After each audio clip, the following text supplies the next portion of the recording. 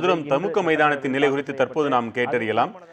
அங்க இருக்கக்கூடிய செய்தியாளர், தமுக்க மைதானத்தில் தற்பொழுது காவல்துறையினர் போராட்டக்காரர்களோடு பேச்சு நடத்தி வருவதை நாம் பார்க்கிறோம். நீங்க நல்ல ஒத்துழைப்பு கொடுத்தீங்க. உதாரணத்துக்கு அவனியாபுரம் ஜல்லிக்கட்டு தான் முதல்ல வருது. அந்த அவனியாபுரம் ஜல்லிக்கட்டு தொடர்பா நாங்க அந்த ஊருக்கு போனேன். 2 முறை மீட்டிங் போட்டேன். அந்த ஜல்லிக்கட்டு கமிட்டி குழு இருக்கு, அந்த கண்ணன் அவருடைய தலைமையில தான் இருக்கு. முதல் மீட்டிங் வந்து மொத்தம் 26 பேர் அட்டன் பண்ணாங்க.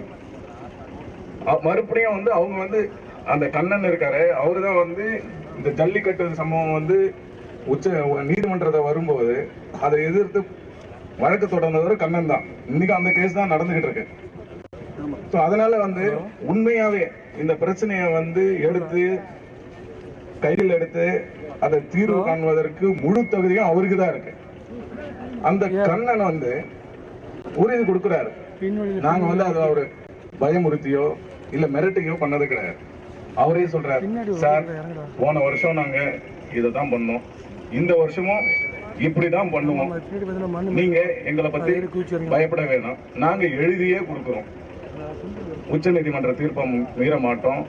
ஏன்னா நான் வந்து அதுல ரெஸ்பாண்டன்ட். அவரு சொல்றாரு, நானே அதுல வந்து மனுதாரரா இருந்துகிட்டு நானே மீற முடியுமா அப்படின்னு கேட்கிறார். ஸோ அப்படி பண்ணி அவர் எழுதி கொடுத்து அதுக்கு அடுத்த நாளும் எனக்கு வந்து ஒருவேளை நாளைக்கு மீறி பண்ணிட்டாங்கன்னா என்ன பண்றது அப்படின்றதுக்காக நான் மறுபடியும் 2வது முறையும் பேசுறேன். 2வது முறை சொல்லும் போது அவர் அதே அஷூரன்ஸ் தான் சொல்றார். அதே அஷூரன்ஸ் சொல்றார், சார் நாங்க என் மேல நம்பிக்கை வைங்க. ஏன்னா போன வருஷமா நான் இந்த ஜல்லிக்கட்டு டைம்ல இங்கதான் இருந்தேன், அவனியாபுரத்துல பார்த்தேன். அவர் அதே மாதிரி கொடுத்த வாக்குறதே அப்படியே கடைபிடிச்சார். ஸோ அப்ப நான் திருப்பி சொன்னேன், போன முறை நீங்க கொடுத்த வாக்குறுதியும் இந்த வருஷம் அதே மாதிரி கடைபிடிச்சு எந்த பிரச்சனையும் இல்லாம பார்த்துருக்கீங்க. அதனாலதான் உங்க மேல எனக்கு நம்பிக்கை இருக்கு. இன்னொரு முறை நீங்க இந்த வருஷம் வந்து போராட்டம் வந்து போன வருஷம் மாணவர்கள் வந்து இந்த அளவுக்கு போராட்டம் பண்ணல. இந்த செய்தியாளர் ஹரி இணைப்பில் இருக்கிறீங்க. காவல்துறையினர் பேச்சு நடத்திட்டு இருக்காங்களே, முழுமையான விவரம் என்ன சொல்லுங்க. அப்படி இருக்கும்போது வெங்கட், பாத்தீங்கன்னா இந்த மதுரை மாவட்டத்துல ஜல்லிக்கட்டு போட்டிகள் நடத்துவது தொடர்பாக பல்வேறு இடங்கள்ல போராட்டம் நடைபெற்று வந்தது. இந்த பல்வேறு போராட்டங்கள் ஒவ்வொன்றாக முடிவுக்கு வந்த நிலையில இந்த மதுரை தமுக்க மைதானத்துல முக்கியமான இடம் மதுரை கோரிப்பாளையம் அருகே உள்ள இந்த தமுக்க மைதானத்துல நடைபெற்று வந்த போராட்டமானது தொடர்ந்து கொண்டே இருக்கிறது. ஆயிரக்கணக்கானோர் பங்கேற்ற போராட்டங்கள்ல ஒவ்வொரு முறையும் காவல்துறையினர் இன்று மாலை முதலே தொடர்ந்து பேச்சுவார்த்தை நடத்தியதன் அடிப்படையில் ஒவ்வொரு குழுவினராக அவர்கள் இந்த இடத்தை விட்டு கடந்து சென்று கொண்டிருக்கிறார்கள். தற்போது வரை ஒரு 200க்கும் மேற்பட்டோர் மட்டுமே இந்த இடத்துல அந்த தமுக்க மைதானம் முன்பாக அவர்கள் அமர்ந்து போராட்டத்தை தொடர்ந்து வருகிறார்கள். இப்போது மதுரை மாநகர காவல் துணை ஆணையாளர் பாபு அவர்கள் நேரடியாக அவருடைய பேச்சுவார்த்தை நடத்தி வருகிறார். அதாவது இது மாதிரியான அரசு நடவடிக்கை எடுக்கப்பட்டு வருகிறது, அவனியாபுரம் ஜல்லிக்கட்டு நடைபெறுவதற்கு அரசு எந்தெந்த நடவடிக்கை எடுக்கிறது, பாதுகாப்பு ஏற்பாடுகள் எப்படி செய்யப்பட்டுள்ளது என்பது குறித்தெல்லாம் சொல்லிக் கொண்டிருக்கிறார். மேலும் அவசர சட்டம் என்பது நிரந்தர சட்டம் தான், அதற்காக சட்ட திருத்தங்கள் என்ன மாதிரி இருக்கிறது அவர்களிடம் விலக்கி கொண்டிருக்கிறார்.